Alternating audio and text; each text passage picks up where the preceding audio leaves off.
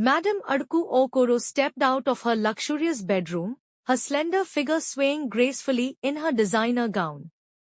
She glanced around her opulent mansion, her eyes lingering on the lavish furnishings and exquisite artwork adorning the walls.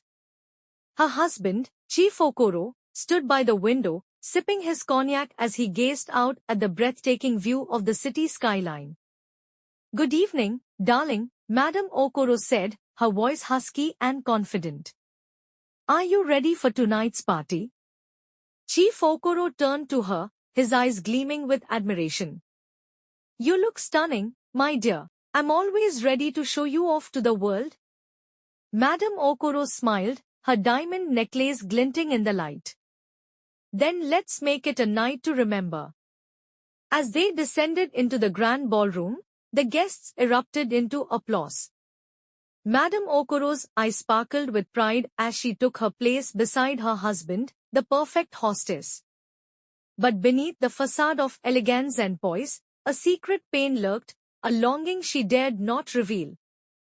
Madame Okoro's smile never wavered as she mingled with their guests, but her mind wandered to the one thing she desired most, a child. Months of trying had yielded nothing but disappointment and heartache. The doctor's words echoed in her mind, "Sorry, Madame Okoro, but your chances of conception are slim." She pushed the thoughts aside, focusing on the laughter and music filling the room. But the ache persisted, a constant reminder of her failure. Her husband's infidelity didn't help, his numerous affairs a bitter pill to swallow. As the night wore on, Madame Okoro excused herself, seeking solace in her garden.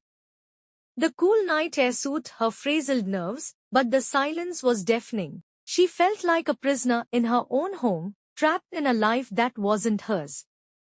Suddenly, a figure emerged from the shadows, Elise, their maid.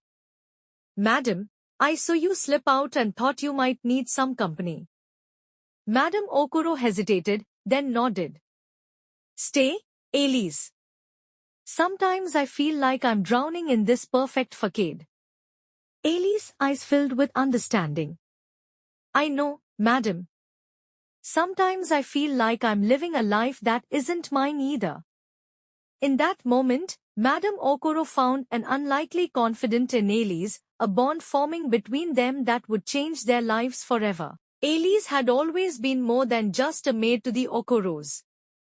She was a confidant, a friend, and a keeper of secrets. But little did they know, Elise had secrets of her own. As she worked in the garden, her mind wandered to her own life, one she kept hidden from the Okoros. She was a single mother, struggling to make ends meet, and her job as a maid was her only lifeline. But she had big dreams, dreams of a better life for her and her child.